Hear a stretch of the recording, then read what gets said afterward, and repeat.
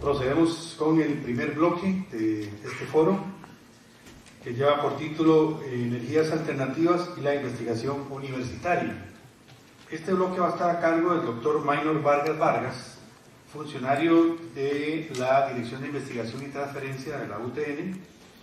Él nos va a presentar la ponencia El papel de los elementos de las tierras raras en el desarrollo de energías alternativas y tecnologías modernas.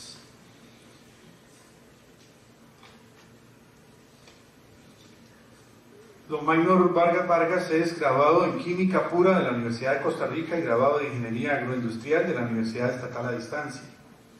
Realizó estudios de posgrado en Japón, donde obtuvo su maestría en Química Agrícola y su doctorado en Ciencias Agrícolas. Es graduado también de la carrera de Administración de la Producción en la UNED y máster en Administración de Empresas con énfasis en Alta Gerencia en la Universidad de San José. Profesor de Química General y Orgánica de la UCR y de la UTN y profesor de más de 100 cursos de Tecnología de Alimentos y Nutrición en la Universidad de San José. En la actualidad cursa la licenciatura en Mediación Pedagógica en el Centro de Formación Pedagógica y Tecnología Educativa de la UTN y coordina el Laboratorio de Investigación en Química y Biociencias Aplicadas, que está adscrito a la Vicerrectoría de Investigación y Transferencia y representa a la UTN en varias comisiones universitarias. Con ustedes el doctor Maynor Vargas.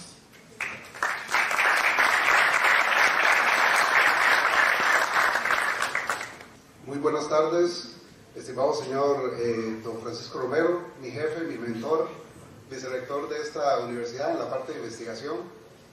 También quiero saludar a don Ronnie Cordero, el representante de los decanos en este momento de la Universidad Técnica Nacional. Todos los señores expositores que van a estar presentes con nosotros hoy, los panelistas, invitados especiales y sobre todo a nuestros estudiantes de la UTN, que veo que toda aquella línea que está allá a la izquierda nos están acompañando para ver un tema que realmente no solamente en el caso de la gente que ya se ha graduado del todo, sino también de los estudiantes, vamos a ver que es un tema como medio extraño. Ya el nombre nos da un poquito de, tal vez, como expectativa de qué es eso de los elementos de las tierras raras. Antes de comenzar, quiero aprovechar para hacer una consulta, un censo o un sondeo general. ¿Cuántos de ustedes están o familiarizados con el tema de las tierras raras? Si pudieran, ¿usted está? ¿2? ¿3? ¿4? Bueno, tenemos a Ale también que trabaja con este tema. Entonces, las demás personas tal vez han oído el tema en clases, en algún curso de química. ¿Va a ser tema nuevo? En química general, lo vimos. Bueno, vamos a discutir un poquito sobre el tema, porque el tema realmente es un tema muy importante a nivel mundial. Sin embargo, en Costa Rica todavía no escuchamos acerca del tema de manera profunda, y pues la idea, el objetivo que yo tengo con esta presentación es, además de presentarles un poquito lo que nosotros estamos haciendo en la Universidad Técnica Nacional relacionado con este tema, es invitar a aquellas carreras que pareciera como que no tienen nada que ver. Incluye, por ejemplo, las carreras de pronto de agronomía o incluso de comercio exterior, etc., pero que podríamos eventualmente realizar alguna investigación conjunta.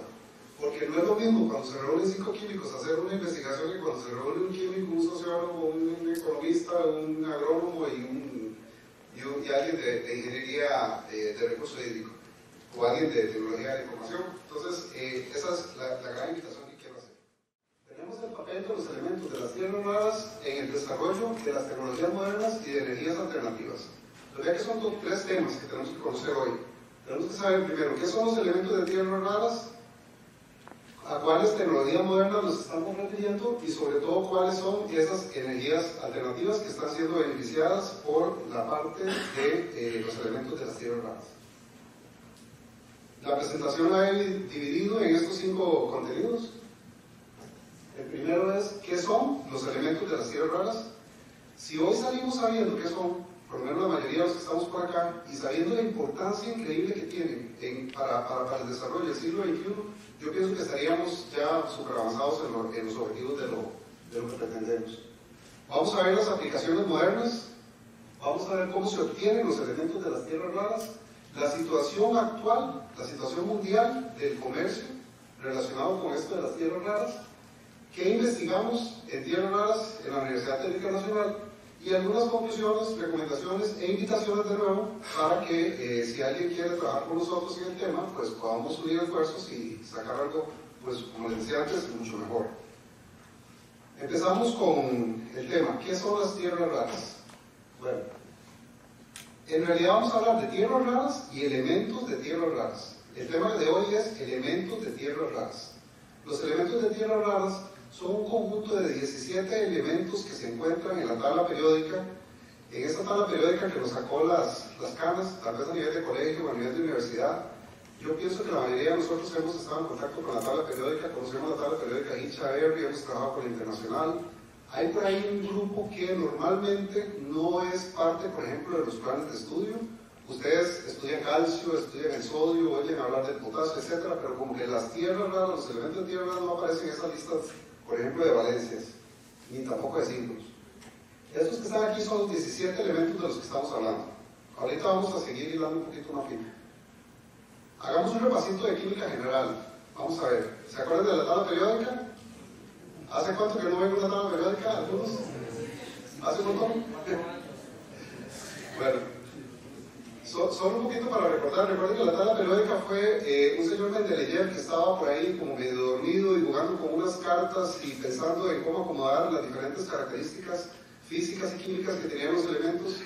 Y de pronto se le ocurrió como ir acomodándolos en una tabla, precisamente en una tabla en la cual se repetían ciertas características de manera periódica. De ahí viene el nombre de tabla periódica.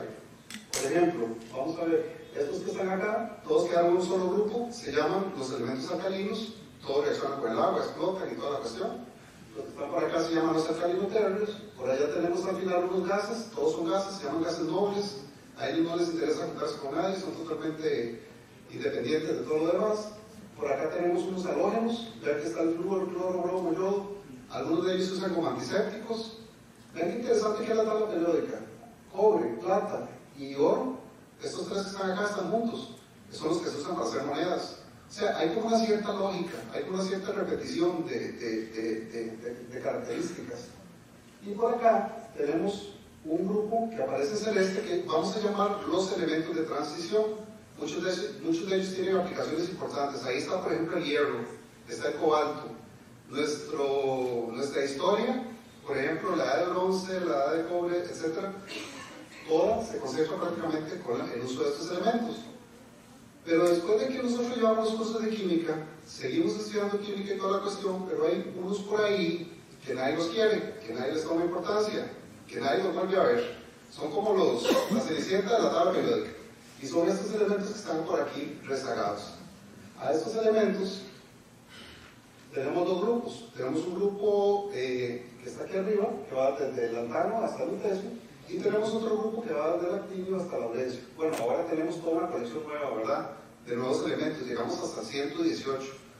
Pero en general, lo que nos interesa hoy estudiar son estos que están acá.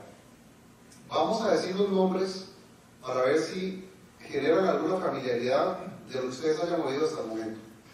Lantano, cerio, praseodimio, neodimio, prometio, samario, europio, gadolinio, terbio, disprosio, olmio, herbio, tulio, iterbio y lutecio. ¿Sí lo vas a ocupar? Okay. Son elementos con un nombre muy extraño. Realmente, ustedes me creerían si yo les digo que ustedes probablemente anden esos elementos en la bolsa del pantalón, lo tienen por ahí cerca de ustedes, ¿verdad? Cada uno tiene por ahí probablemente un celular o algún artefacto o dinero en carro, o incluso tienen algunas de las cosas más triviales que ustedes imaginan que usan estos elementos. Y hoy vamos a discutir un poquito sobre esas aplicaciones.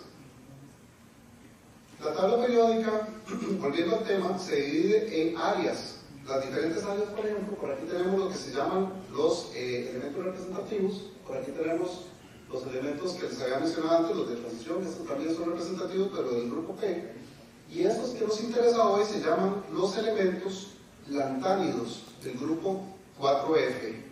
4F, no sé si recordamos, S, P, D, F, y que llamábamos con bolitas y con numeritos, y hacíamos unos orbitales, y hacíamos una cosa, que yo creo que en muchas ocasiones los profesores nunca nos dijeron para qué servía eso, ¿verdad? No nos decían para qué servía, pero había que hacerlo y venía el examen, y había hasta excepciones, ni cromo tenía una excepción, y no sé cuándo tenía una excepción, pero en realidad no sabíamos exactamente para qué podía servir eso. Ok, hasta este momento yo he estado hablando de los elementos lantánidos. Voy un momentito atrás. Estos, los que pertenecen al grupo 4F, esos son los elementos lantánidos. A estos lantánidos les vamos a sumar 3 elementos. Esos elementos son el escandio, el itrio y el lantano. Vean qué interesante, el lantano no es lantánido.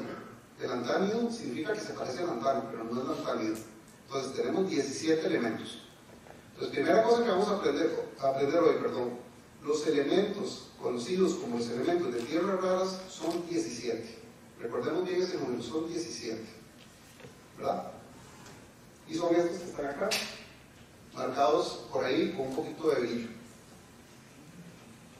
Volviendo al tema del SPDF, la característica más importante que tienen, en especial los elementos lantánidos, son que tienen unos orbitales F. F significa fundamental, bueno, esto significa esférico, sharp, este significa principal, este significa difuso y este significa fundamental. Estos orbitales, que son áreas donde se ubican los electrones de los diferentes elementos, es lo que hace a los elementos químicos lantánidos tan especiales. Ahora, ustedes dirán, bueno, son especiales, pero de nuevo, me voy a ir aquí atrás. Existen 2 grupos de 5F y 4F. ¿Qué pasa con los 5F? Los 5F son transuránicos, son radioactivos, incluyen al uranio, al californio, al berkelio, al laurencio, etc., que son elementos que no tienen como una aplicación directa, en el caso de nosotros, a menos que queramos hacer una bomba atómica. Pero para las cosas normales, nosotros vamos a encontrar unas aplicaciones muy especiales en los elementos llamados 4F. Los 4F tienen en proceso de llenado estos orbitales que están acá, que son áreas de probabilidad donde podemos encontrar a sus electrones.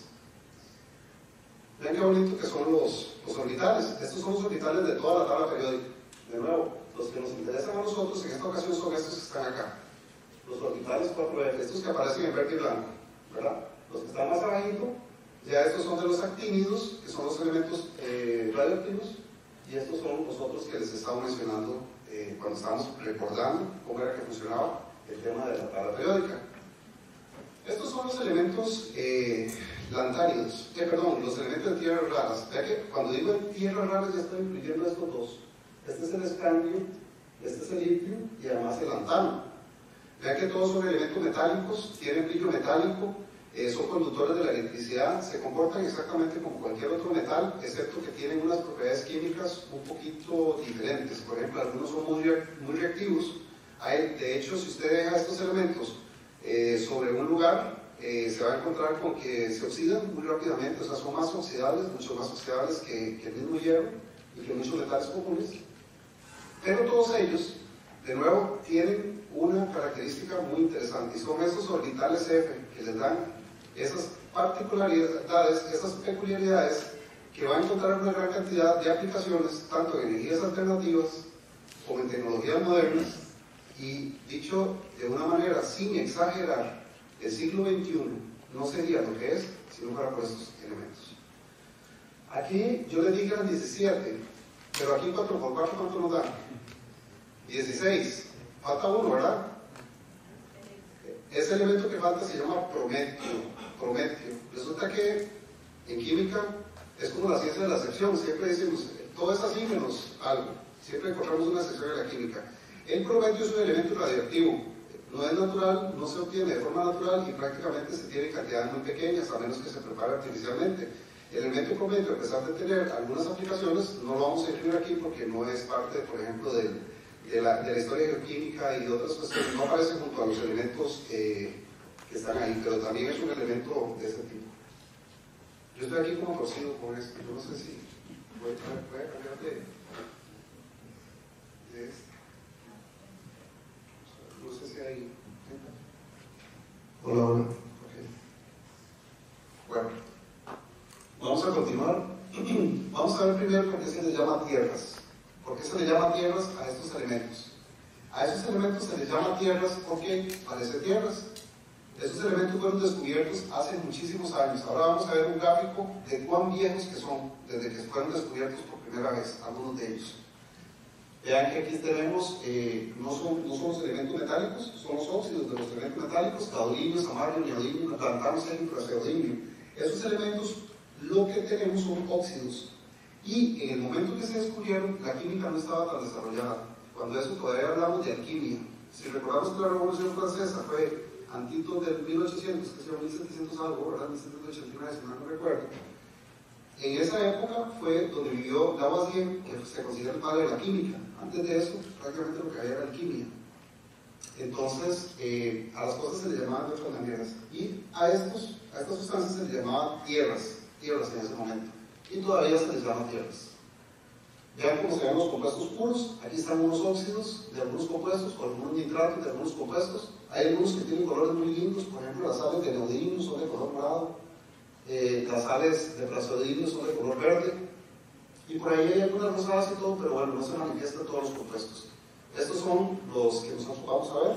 Vean que aquí están los 17, este es el prometio, no, perdón, el prometio es el PM, este que está acá, que es el que les digo que es radioactivo, de todos esos 17.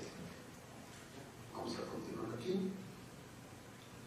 Ahora, ¿por qué se les llama tierras pero raras? ¿Qué significa raras? Bueno, raras es un término histórico, probablemente es un error histórico, es una mala traducción de lo que era raros, porque cuando nosotros decimos raros es como que no es común. En realidad parece mentira, pero los elementos de tierra raras son más comunes de lo que nosotros pensamos. Lo que sucede con los elementos de tierra raras es que es muy complicado aislarlos, es muy difícil encontrarlos de manera fácil de explotar. La producción primaria es sumamente difícil. Y aquí en este gráfico tenemos, por ejemplo, la abundancia relativa de cada uno de los elementos de la tabla periódica versus su número atómico, y los elementos de tierras raras están aquí, en azul. Vean cosas interesantes. Por ejemplo, el oro, el platino, el iridio, el osmio y el brenio, estos que están acá, y por acá el telurio, el rutenio, el rodio y paladio. De estos todos conocemos el oro y conocemos también el platino. Por aquí está la plata, ya que todos ellos son menos abundantes. O sea, son elementos que no son tan raros. Es más común encontrar a esos elementos de tierras raras que encontrar oro o plata. No es que abrimos la puerta y encontramos plata y oro por todas partes, pero tampoco son tan extraños, ¿verdad? Vean por ejemplo el yodo. ¿Quién no conoce el yodo? Y el yodo es menos abundante que el turio. Y el turio es un elemento de tierra rara, el más escaso de todos. Y así pasa con todos los demás. Vean que el estaño es tan abundante como ellos, el molibdeno. Y por aquí tenemos, por ejemplo, elementos que todos conocemos, el cobre. ¿Qué es más común que el cobre? Y vean que el cobre es prácticamente igual de abundante que el serio. Y así podemos ver algunos otros ejemplos. Entonces, eso de tierras raras, olvidemos que es tan raro. Lo que sucede con el término de tierras raras es que se aparecen muy mezclados con otro montón de minerales, con otro montón de tierras, con otro montón de suelos, y la explotación minera es sumamente compleja. Eso es lo único que tienen en problemática. Vean el año de descubrimiento de los elementos de tierras raras, ¿verdad? Aquí tenemos, el primero que se descubrió fue el litio, el hidroxilo, el lantano, termio, el turio, iterio, escandio, etc. Y aquí están los años de descubrimiento. Este es un gráfico como medio extraño, pero es la forma en que quería mostrarles que el litio se descubrió en 1794. O sea, tenemos, ¿cuánto? Vamos a ver, 220 años de tener litio. Y apenas hasta ahora es que lo estamos empezando a utilizar. O sea, no sabíamos para qué servían. Vean que los últimos elementos, como el lutecio, se descubrieron en 1907, ni siquiera había ocurrido la Primera Guerra Mundial. 1907, y así todos los demás. Hubo como una racha aquí de descubrimientos entre 1878 y 1896, donde se descubrieron aproximadamente 10 elementos, y así sucesivamente. Ahora, ¿para qué sirven las tierras raras? Vamos a ver las aplicaciones de los elementos de tierras raras. A ver si vemos que de verdad esos elementos son importantes o no. Ok. Los principales grupos de aplicaciones que tienen los elementos de tierras raras es en imanes, magnetos. Vean que prácticamente el 30% de estos elementos se utiliza en la fabricación de imanes. Luego se usa en cerámicas, en aleaciones, en catalizadores, se utiliza para luces y se utiliza en otros casos. Estos son datos del 2017. Sin embargo, los datos dependen también de los diferentes estudios y las diferentes formas en que se clasifiquen las cuestiones. Aquí están los elementos, todos son ellos los elementos que conforman. Aquí aparecen las aplicaciones, pero vamos a ir viendo poquito a poco para qué sirve cada una de ellas. ¿Qué dice? Vamos a ver. Bueno, esto tiene una tierra rara, probablemente. También. Es un láser. Ok. El elemento de tierra rara más utilizado, y no se nos olvide, es el neodimio. El neodimio. Ese es el que más encuentra aplicaciones en todas las cuestiones. Luego tenemos el litio, el serio, el samar, etc. Y por aquí hay una encuesta a un montón de empresas que se les hizo ver cuáles de esos elementos consideraban que eran necesarios. Vamos a hablar un poquito sobre los imanes permanentes. Yo creo que todos conocemos los imanes, ¿verdad? El imán que conocemos, que pegamos ahí en la refrigeradora a veces, como recuerditos o cosas de estas, son imanes que son hechos de ferrita o de hierro, de un derivado de hierro, de unos óxidos de hierro. Los imanes que estamos hablando acá son imanes de neodimio, son imanes sumamente fuertes. Esta es la fórmula de un imán, son 2 átomos de neodimio, 14 de hierro y 1 de boro. Okay, listo. También tenemos los imanes de samario, que es una combinación de cobalto y samario. Estos son compuestos intermetálicos, son aleaciones que tienen características aproximadamente unas 10 y a veces hasta más fuertes que los imanes corrientes.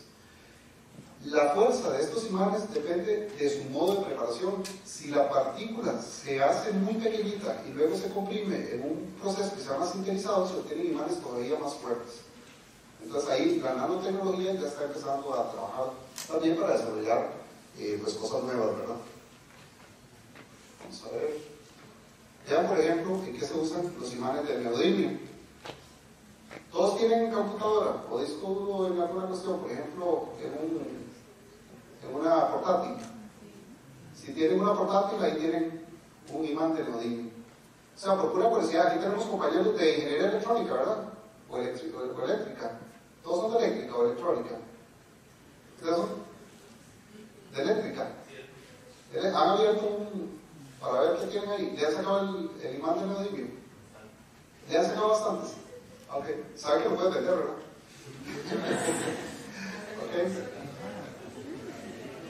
También ven los micrófonos tienen, algunos de ellos, no estoy diciendo que tenga, no tengo la menor idea, habría que abrirlo y ver si tienen, pero algunos de ellos tienen, ¿verdad?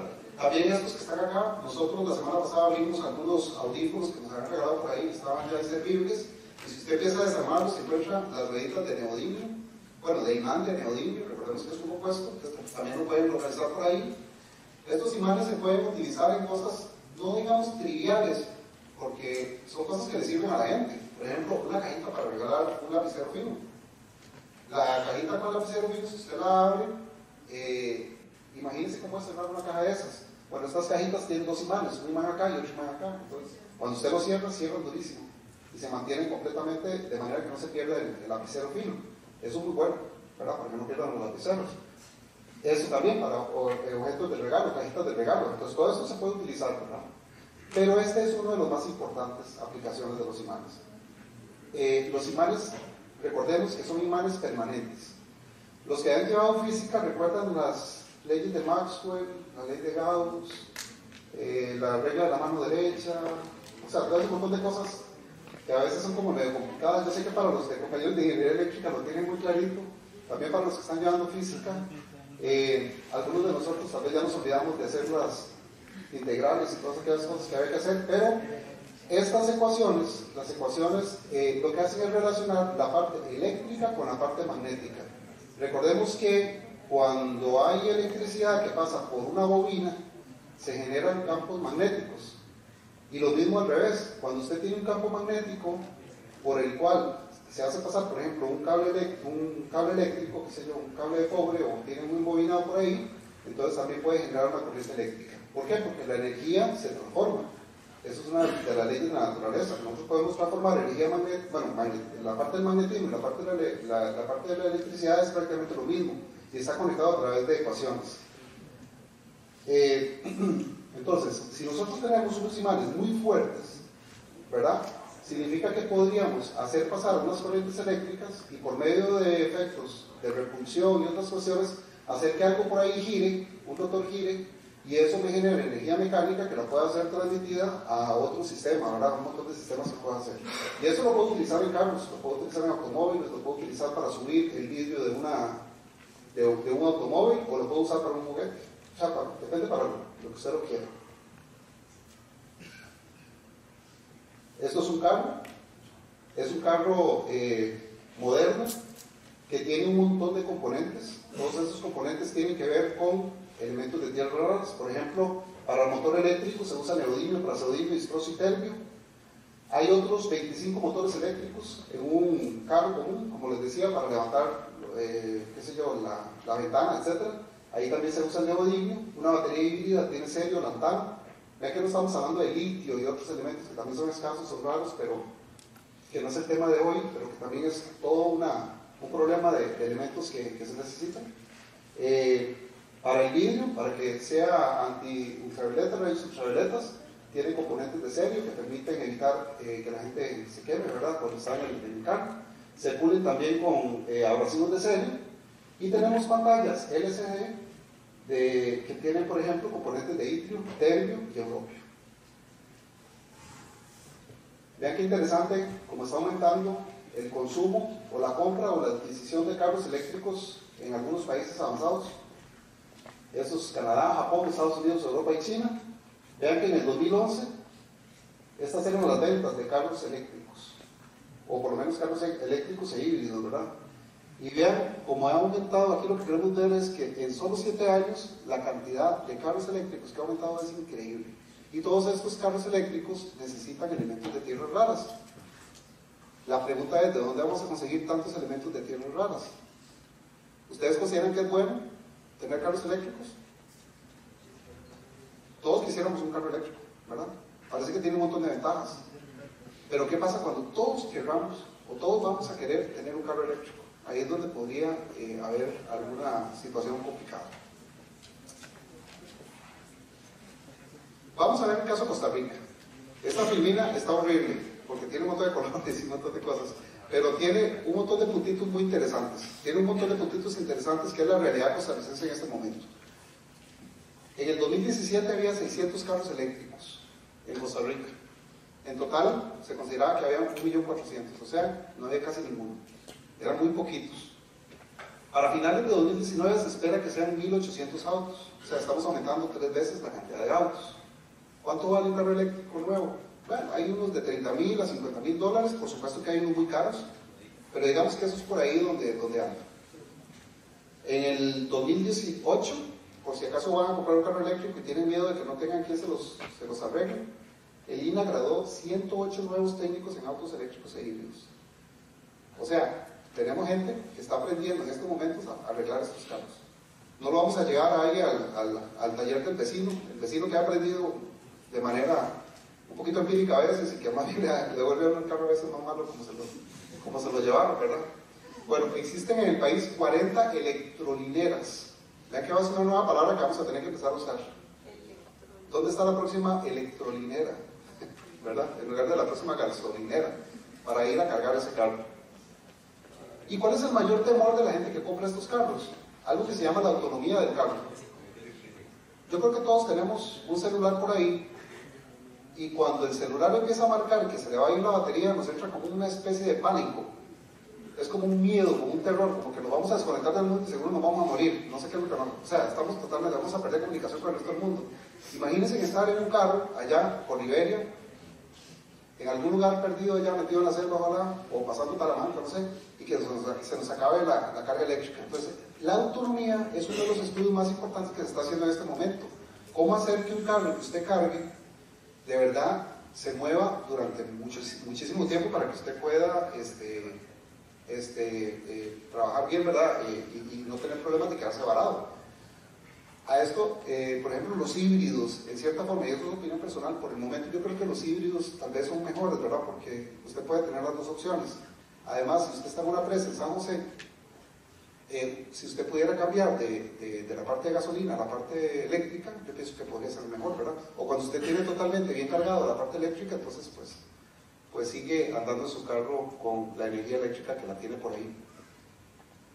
Vean todo lo que el gobierno está haciendo para que tengamos acceso a estos carros. Está exonerando del 50 al 100% los impuestos para la compra de carros.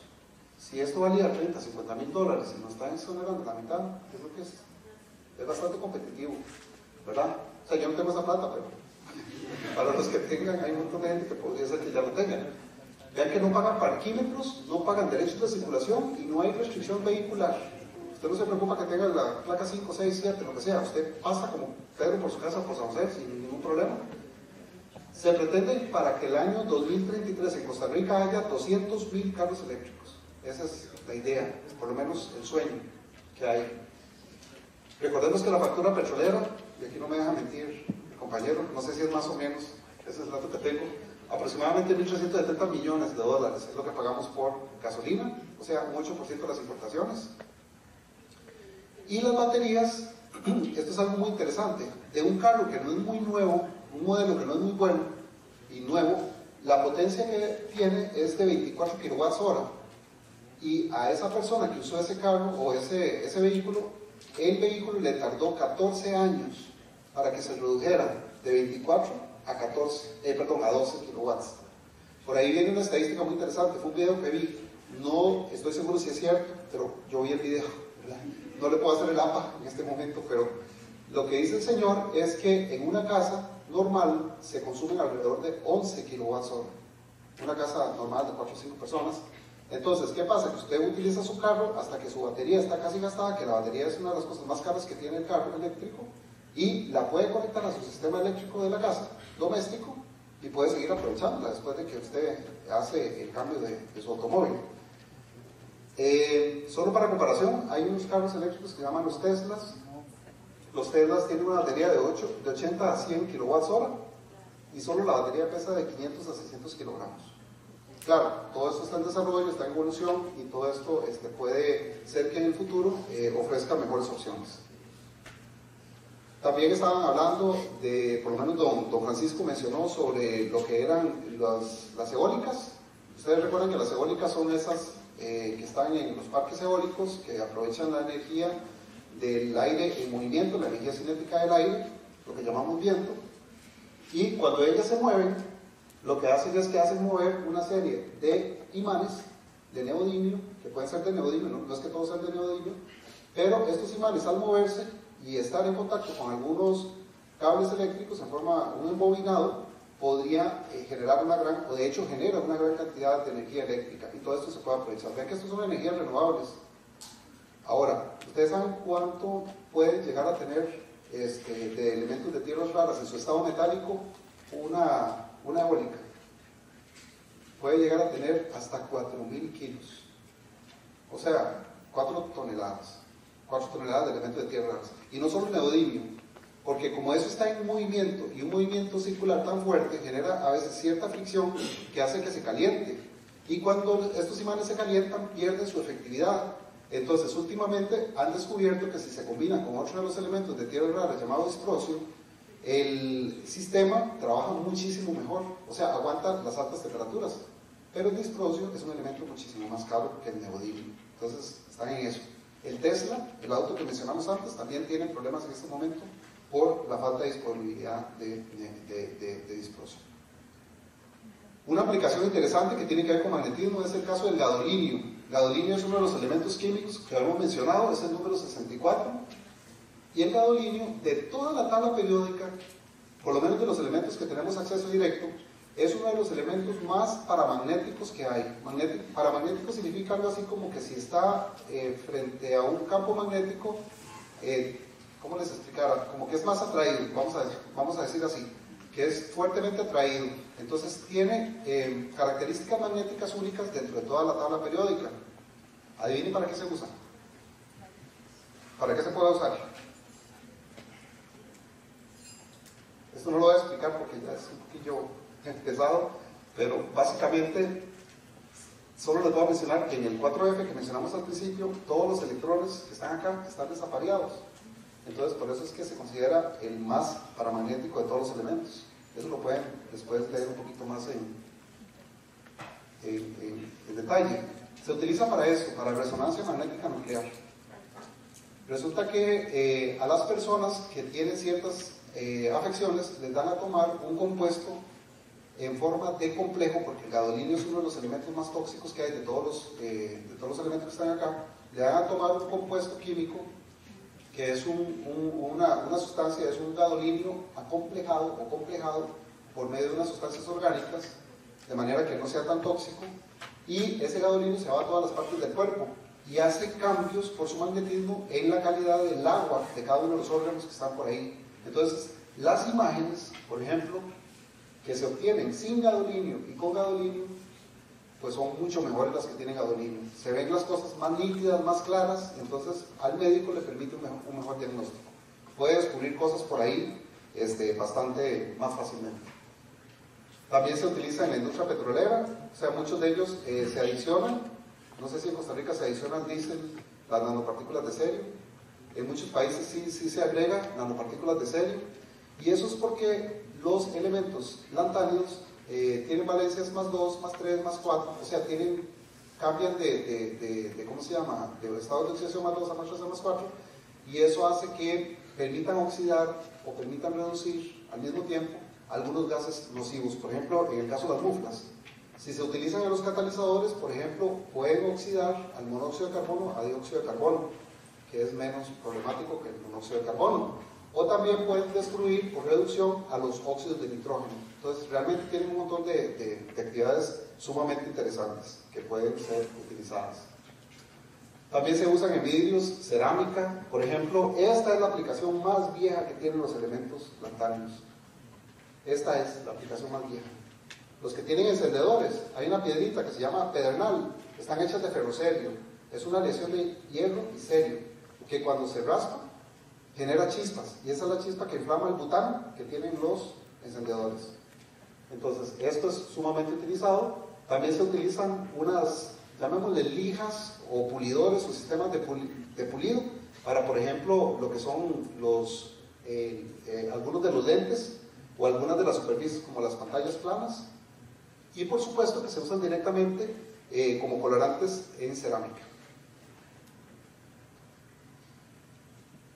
Este es el caso del lantano. El lantano también se puede incorporar dentro del vidrio como componente, y eso reduce la dispersión de la luz y mejora la calidad de las imágenes. Para los compañeros de ecoturismo, casi me imagino que tienen cámaras y tienen binóculos y tienen todo esto.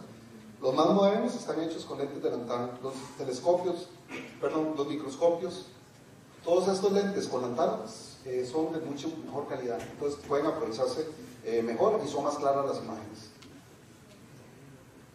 Estas son otras aplicaciones que solo lo dan los orbitales 4F que mencionábamos al principio. Los orbitales 4F son tan específicos que permiten que los elementos sean excitados y liberen energía en forma de colores sumamente, en química no tiene mucho sentido esta palabra, pero monocromático, porque para uno es como una sucesión, ¿verdad? Como algo continuo, pero monocromático en química lo podemos interpretar como una luz muy pura, para decirlo de alguna manera, o sea, un azul, muy específico, de mucha intensidad, un color verde de mucha intensidad y un color rojo de mucha intensidad. Para esto se utilizan elementos como el europio en su estado divalente, el terpio en su estado trivalente, o el europio en estado trivalente también sobre estos compuestos que están acá, por ejemplo, un decaluminato de bario y magnesio, o sobre un decaluminato de magnesio y cerio, o sobre un óxido de itrio. Todas estas mezclas junto con estos iones en forma de dopaje, suena dopaje, pero no es dopaje de droga, sino que se le agregan estos elementos, permiten hacer láseres y otras cuestiones que producen una energía muy fácil de reproducir. ¿Y para qué creen que se usan estas luces? Ya que tengo la luz azul, la luz verde y la luz roja. ¿Alguien me puede decir para qué son la luz verde, la luz roja y la luz azul? Las pantallas. Es el sistema RGB, ¿verdad? El que tenemos, por ejemplo. No sé si alguna vez han estornudado en una computadora. Y quedan unas bolitas así. Y se ven unos pixelitos de colores. Si ustedes se fijan bien, los pixelitos de colores son de esos colores: azul, rojo y verde. Vean, si ustedes reducen la intensidad del azul, lo que queda es el verde y el rojo. Y aunque usted no lo crea, cuando el rojo y el verde se unen, produce color amarillo. Totalmente diferente a lo que nos explicaron en la escuela, ¿verdad? Porque la teoría de la luz y la teoría del color son diferentes. Cuando usted mezcla esos dos, obtiene el cian. Cuando usted mezcla este con este, obtiene el cian, más bien, no, el magenta, y así sucesivamente. Entonces, todos los colores usted los puede reducir de acuerdo a la intensidad que tengan esos tres.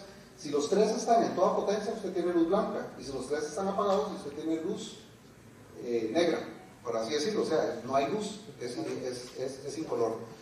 Eso permite que las pantallas de televisión y las pantallas de los celulares que ustedes tienen también sean más nítidos. Entonces, compare usted una pantalla de hace 10 años con una de ahora.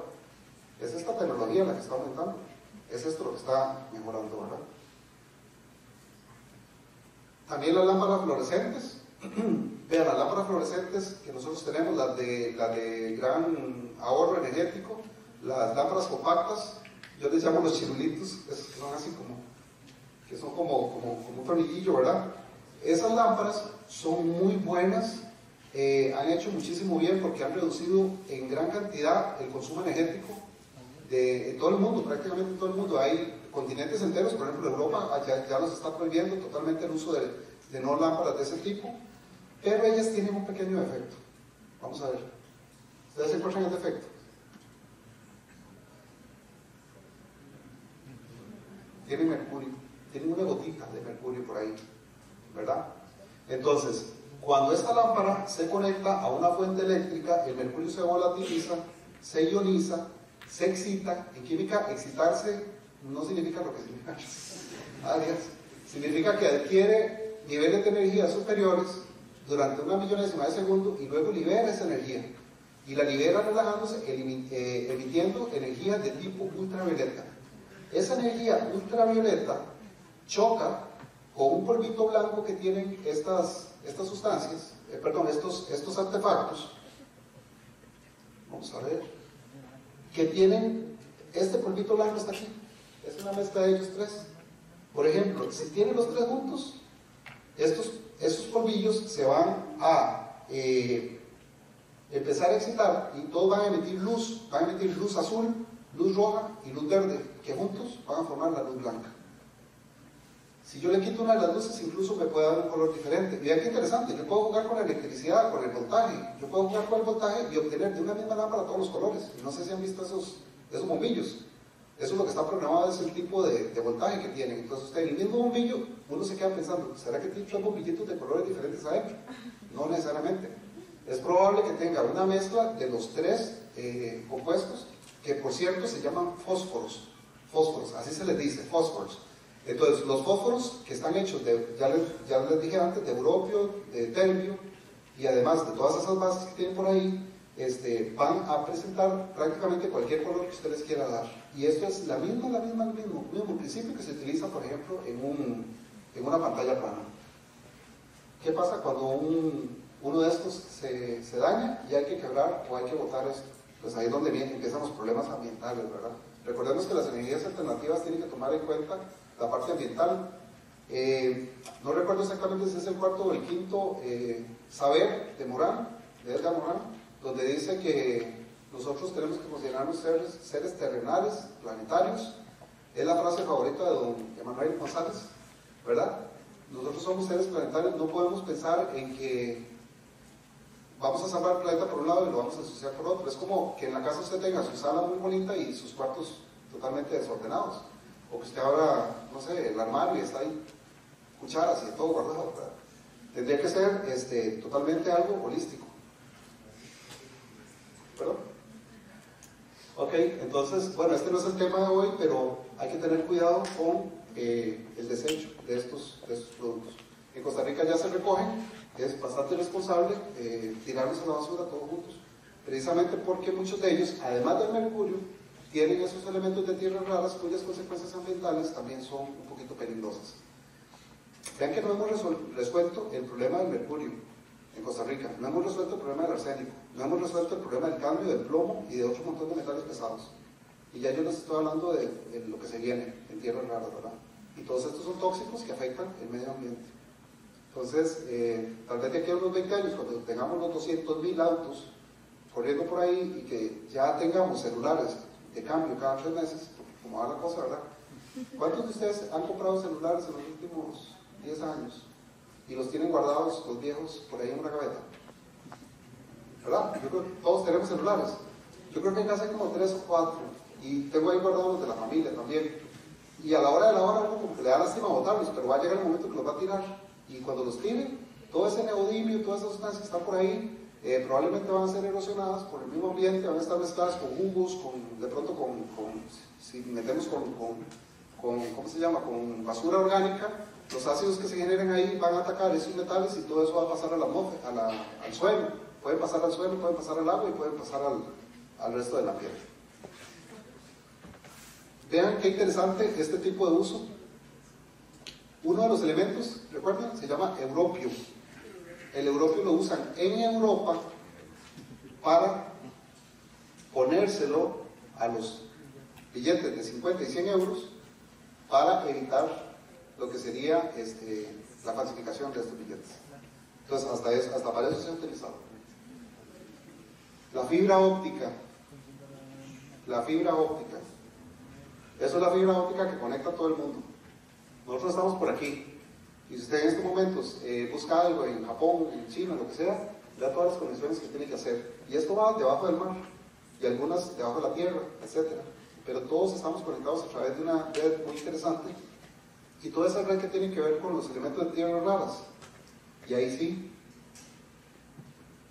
Esto es un esquema muy rápido, lo voy a pasar muy rápido porque realmente no es que sea difícil, pero tiene su complejidad.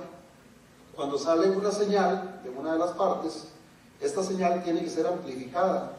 La que logra hacer esa amplificación es la misma fibra óptica topada con herbio, el elemento número 68. Entonces, cuando el herbio está presente ahí, y además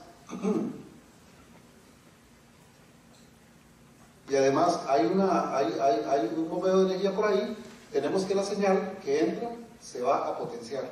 Se dice que aproximadamente cada 100 kilómetros tiene que haber eso. Así nosotros podemos llegar hasta Alaska, podemos llegar a Europa, podemos llegar a África, con las conexiones por medio de esos amplificadores que necesitan el elemento químico llamado herbio. ¿Hace cuánto que hay internet de este tipo? No hace mucho, ¿verdad? Vean que todo eso que estamos hablando pasó desde el año 2000. Y vean que el herbio, conseguir el herbio, también no es nada fácil. Aplicaciones militares. Esto mueve el mundo también, como ustedes saben, hay mucha investigación. Los que nos metemos a buscar artículos relacionados con esto, nos vamos a encontrar todos los artículos que no tengan que ver con esto, probablemente. ¿Por qué? Porque esto no lo van a publicar en ninguna parte. Esto está protegido, este tipo de cuestiones. Pero, por ejemplo, lo que son el uso de aplicaciones militares o las aplicaciones militares en la parte de energía nuclear, la parte de misiles autodirigidos, la parte de, ¿cómo se llama?, visores infrarrojos y también láseres para atacar. Todo eso tiene que ver con tierras raras también, con elementos de tierras raras. ¿Cómo se obtienen los elementos de tierras raras? Veo que hemos hablado de todo, de qué son, hemos hablado de para qué sirven, pero no hemos dicho dónde los sacamos. ¿Ok? Eso es un ejemplo de un lugar en Baotou, China. En China es donde más se producen elementos de tierras raras. Aproximadamente en este momento se dice que están produciendo el 90, 80, hay fuentes que dicen que el 95% de los elementos de tierras raras del mundo. En condiciones no necesariamente muy amigables con el ambiente. Entonces vean qué interesante, por un lado tenemos las eólicas, los carros híbridos, los celulares, el internet, y por otro lado tenemos la producción con graves consecuencias ambientales. Yo creo que no estamos siendo congruentes, ¿no es cierto? O sea, recuerden que el planeta es uno, no es que China está en otro planeta. El planeta es solo uno, y entonces no se vale que estemos limpiando y hablando que tenemos parques eólicos y todo, mientras esto está sucediendo. No estoy diciendo que esté malo, estoy diciendo que no se nos debe olvidar de dónde vienen las cosas, ¿verdad? Porque hay cosas que hay que reconocer que no son muy claras. Esta es la forma en que se obtienen muchas de las tierras raras en el caso de China. No voy a hablar más de China, a mí me encanta China, me encanta la comida china también. Pero realmente, por ejemplo, todos sabemos que lo que son las regulaciones en la parte de salud ocupacional, la parte de gestión ambiental, muchas veces no son tan estrictas como en otros países. Entonces, pues eso nos puede generar algunos problemas. Estos son los minerales, ven qué bonitos. Monacita, barnecita, gadolinita, alanita, cenotima y lopalita. Estos son los que más se utilizan para obtener las tierras raras. Y estos elementos o estos minerales se encuentran en su gran mayoría en China, aunque también los encontramos en otros lugares. ¿Qué le hacemos a eso para obtener las tierras raras? Bueno, los pulverizamos y hacemos un montón de procesos, que esto lo entienden muy bien los ingenieros químicos. Se tratan con ácidos inorgánicos, se calienta durante algunas horas, se hacen unas extracciones y se producen los extractos de elementos de tierras raras, a partir de lo cual viene la parte difícil, que es la separación de ellos. Porque una cosa que no les mencioné es que son como hermanitos, son sumamente parecidos entre ellos, entonces es muy difícil separarlos. Ok, aquí voy a parar la conferencia y vamos a hacer un experimento, porque yo como químico siempre me gusta hacer demostraciones un poquito más visibles. A los ingenieros les gustan los ¿cómo se llaman? Los gráficos y los diagramas de flujo. Pero nosotros vamos a hacer un experimento para ver cómo se preparan las tierras raras rápidamente, es muy rápido.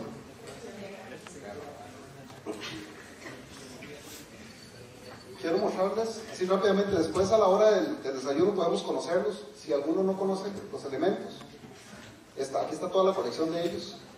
Aquí están desde el disprosio, el olmio, el erbio, el tulio, el iterio, el lutecio, todos ellos. Hay una muestra pequeñita de cada uno de ellos. Hay que bonito el europio. Esos elementos los hemos conseguido a lo largo de 10 años, ¿verdad?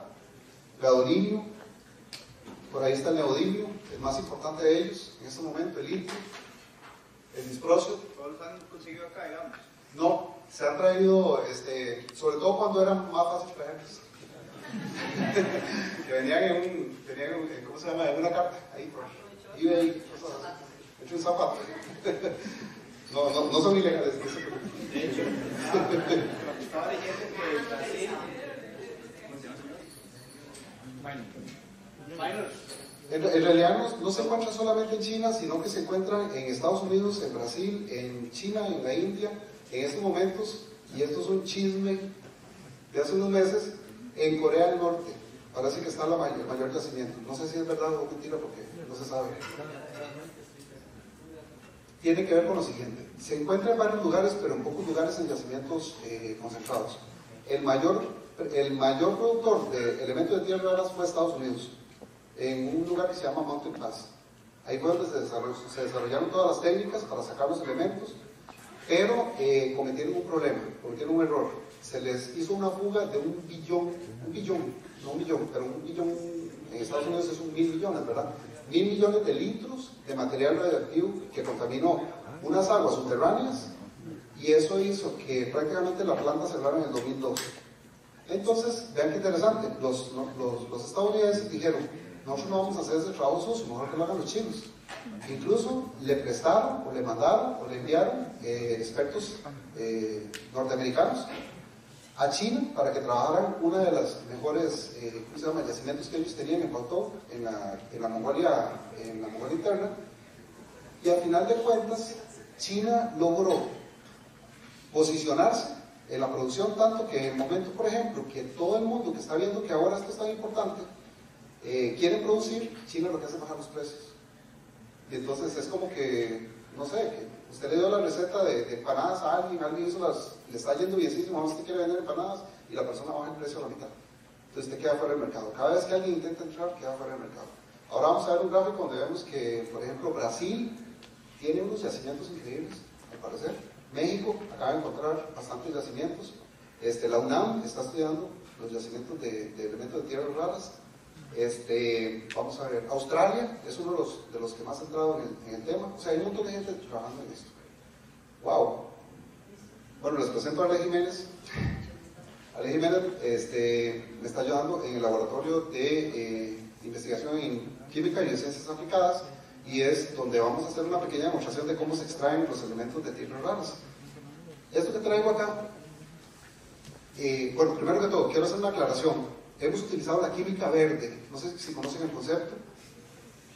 Química verde es hacer lo mismo que la química tradicional peligrosísima, nada más que como demostrativa y con sustancias un poco menos peligrosas. Así es como deberíamos trabajar en las universidades. Y ese es un cambio que estamos tratando de hacer en, por ejemplo, algunos de los programas de química de acá. Entonces, esto que está acá va a simular lo que es el mineral de elemento de tierra rara.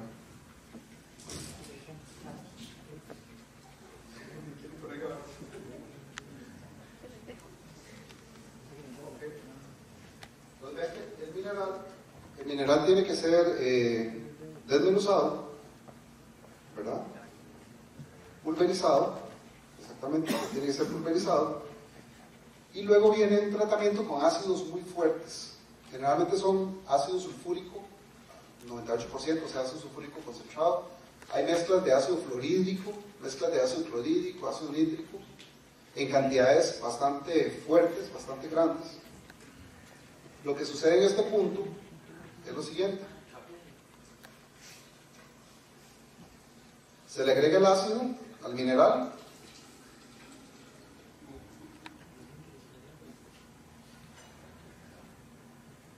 Vamos a ir agitando con este agitador magnético. Supersónico. Okay, hay que tener cuidado porque esta reacción podría volverse enérgica. Vean que el ácido lo que hace es disolver todo lo que no es dióxido de silicio, o sea, sílice. También no disuelve, por ejemplo, ortosilicatos de circonio y otras sustancias que están por ahí, pero hay un montón de cosas que sí se disuelven.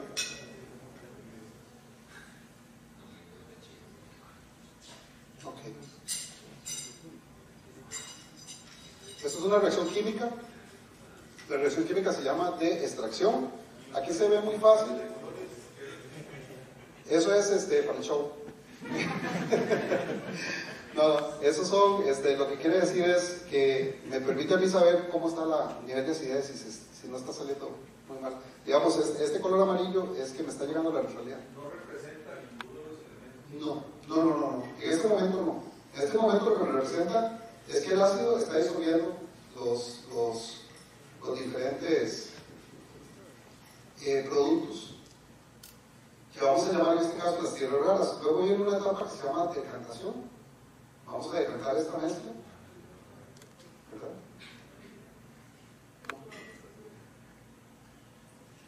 Hay que obtener un líquido. Aquí vienen ya los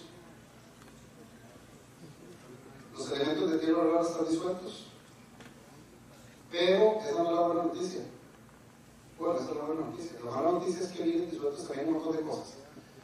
Los elementos de tierras raras tienen un radio iónico aproximadamente entre 0.95 y 1,05 Armstrong, de 10 a 10 metros, que es exactamente muy parecido a lo que es el átomo o más bien el ion de calcio, que no tiene ningún problema. El estroncio se da por ahí también, pero hay dos elementos que también tienen un radio iónico muy similar, que son el torio y el uranio. Y de manera geológica, por alguna razón que habría que investigar, porque yo no la desconozco, generalmente cuando encontramos elementos de tierras raras, también encontramos asociados a torio y a uranio. Eso significa que aquí tengo, además de los elementos de tierras raras, tengo un montón de torio y de uranio. Obviamente aquí no, pero la idea es que sí. Luego viene una etapa,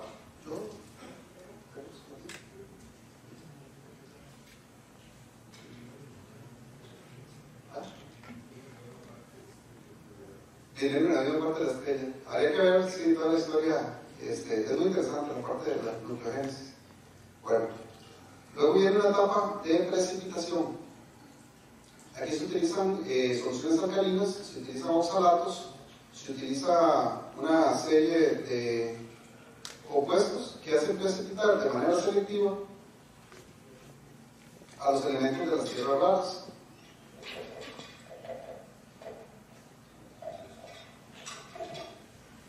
Vean, estos procesos parecen muy fáciles, pero estoy hablando de que son tal vez 2 días a 150, 200 grados Celsius, con ácidos concentrados en mineral. Para un mineral de, vamos a ver, de 1 kilo, no, de 1 tonelada, se necesitan hasta 10 toneladas de ácidos. Y a veces el porcentaje de tierra rara que está presente es 0.1%. O sea que yo saco 1 kilo apenas de tierra raras. ¿Qué incrementado por una eólica? Hasta 4.000 kilos. O para un carro eléctrico se necesitan hasta 10 kilos o 5 kilos. Para un celular se necesitan 5 gramos, no, perdón, 0.4 gramos, y para un disco duro aproximadamente 5 gramos. ¿Ok? Entonces ya tengo mi segunda etapa, que es la etapa de precipitación.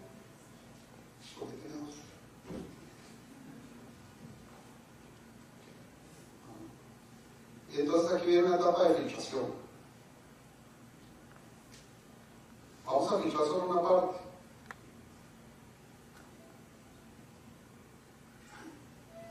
Y lo vamos a dejar por ahí filtrando. Quiero mostrarles cómo que ahorita dice que ahorita ya tengo preparado.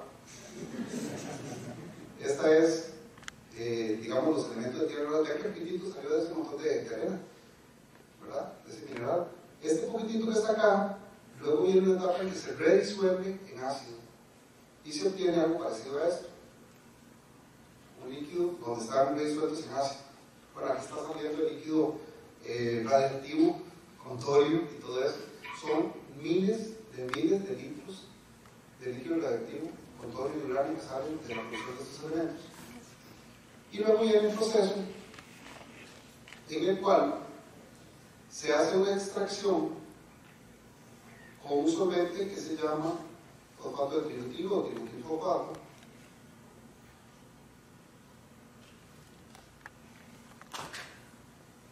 que como les dije en este experimento lo estamos haciendo con química verde, nosotros vamos a usar aceite para bebé. Es este, para no contaminar mucho, a pesar de que se contamina también. Ups.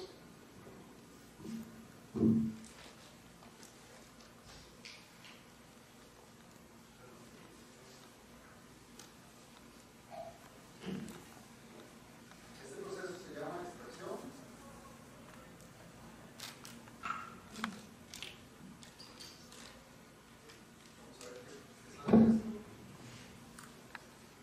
Vamos a ver qué sale de esto.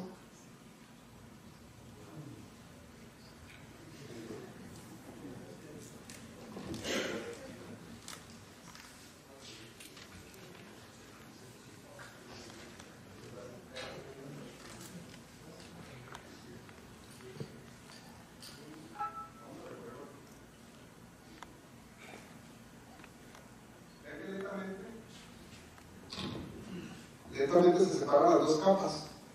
Vean que todos los elementos de tierra rara se me están separando en esta capa superior. Vamos a ver si los puedo recuperar.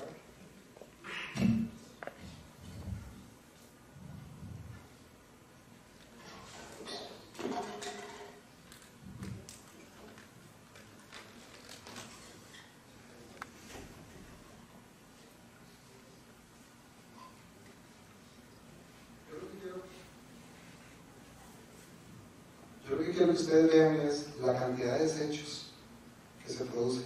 A mí la parte que me sirve es esta, la parte rosadita. Ahí es donde tengo concentrados a los elementos de tierras raras. Pero ahí ven que ahí tengo los 14 o 15 o 16 que hay. Trato de separar todos ellos. ¿Y qué uso para separarlos? Uso técnicas de cromatografía, de afinidad, aniónica, etc., donde utilizo una gran cantidad de reactivos químicos. Y vean que esto que está acá apenas es el comienzo de la parte más difícil. Y ni siquiera he calentado ni he hecho nada. Para que ustedes tengan celular. ¿Verdad? Entonces por ahí va la cuestión. Bueno, esto se queda aquí filtrando un poquito y ahorita lo recogemos. Vamos a continuar. Pero ya me dicen que hay poco tiempo para terminar. 5 minutos. Bueno. ¿Qué está pasando en el mundo en este momento? Bueno, lo que está en rojo por ahí es lo que está produciendo China. Estamos viendo la producción desde el 94 hasta el 2018. Todo lo que está en rojo es la producción de China. Vean que China tiene la producción de prácticamente el 95% de las tierras raras en el mundo. O sea, esto lo tiene China. La pregunta que usted me hizo, estos son los lugares donde podemos encontrar los yacimientos. Vean que China tiene un 37, el doble que Vietnam. Vietnam es una sorpresa. Y también tenemos a Brasil, que totalmente creo que no han entrado en el negocio. Estados Unidos apenas tiene 1%. Este gráfico que está acá es muy importante que lo entendamos. El 6 de octubre del 2010 fue el día que China puso restricciones en la producción de elementos de tierras raras. Resulta que hay unas islas, aquí, hay unas islas entre Taiwán, China y Japón que están en disputa. Y uno de los barcos chinos entró a este lugar.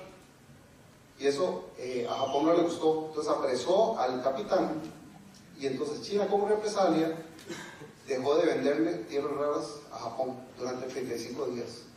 Durante esos 35 días, la Panasonic casi quiebra. Hubo un montón de problemas. O sea, no podían producir todos los productos que estamos hablando. Entonces, fue la primera vez que el mundo se dio cuenta que China nos podía hacer bailar con su música, ¿verdad? Estas son las predicciones a 5 años y a 15 años. Vean que el elemento más crítico es el disprosio. También está el neodimio, el europio y todos ellos, pero el disprosio, ¿por qué? Porque el disprosio es el único elemento capaz de hacer que los motores que se calientan puedan resistir altas temperaturas. Entonces, para tener carros más rápidos, para tener automóviles, eólicas, todo a más velocidad y más efectivos, necesitamos más disprosio, y el disprosio solo hay en China. También tenemos este problema de los desechos, que nos sigue preocupando. ¿Qué vamos a hacer con todo eso de aquí a unos años? ¿Quién está haciendo algo con esto? En Costa Rica hay 62 empresas recogiendo artefactos eléctricos, pero normalmente ellos lo que hacen es sacar el cobre, sacar el hierro, no sé, los más rápidos, pero estos que están en chiquitito, ¿qué pasa con esos chiquititos, verdad? Por aquí viene una forma de procesar, es muy complicado procesar un imán. Vean qué interesante lo que les mencionaba, el precio de los elementos de tierras raras después del incidente en China subió a $45.470. En este momento está en 1.800. Eso lo hizo China en un año y puso el mundo a temblar. Y lo puede hacer otra vez en cualquier momento. ¿Qué estamos haciendo en la Universidad Técnica Nacional? Bueno, nosotros estamos entrándole al tema. Ya me dieron la oportunidad de hablar del tema. Eso ya es un gran avance. Pero este tema lo hemos estado investigando durante muchísimos años. En la actualidad yo estoy sacando mi licenciatura en Ingeniería Agroindustrial y mi tema de estudio es su relación con lo que serían los procesos bioquímicos de la parte de los contaminantes, de elementos de tierras raras. Tenemos un programa que se llama PIETRA, se llama Programa de Investigación de Elementos de Tierras Raras, y queremos contribuir de alguna manera, sobre todo en la parte bioquímica, con qué va a pasar con todos esos elementos en el ambiente. Por ahí va el problema de investigación. Nos queremos concentrar por el momento en la parte agroindustrial, producción agrícola, ¿verdad? Pero hay un montón de campos donde todavía muchos de ustedes con investigación conjunta con nosotros también podrían participar, y esa sería mi exposición. Bueno, muchísimas gracias.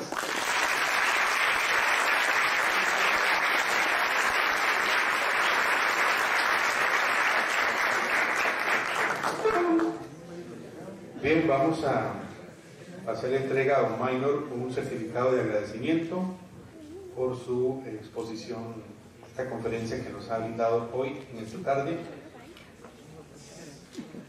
Dice Universidad Técnica Nacional, Rectoría, Programa de Gestión Ambiental y Desarrollo Sostenible, confieren al presente certificado de agradecimiento al doctor Maynor Vargas Vargas por su valiosa participación como expositor en el 8º Foro Anual Energías Alternativas UTN 2019, realizado en la ciudad de Alajuela el miércoles 2 de octubre de 2019, firma Marcelo Prieto Jiménez, rector de la Universidad Técnica Nacional. el ingeniero Enrique González Villalobos, encargado de ProGas.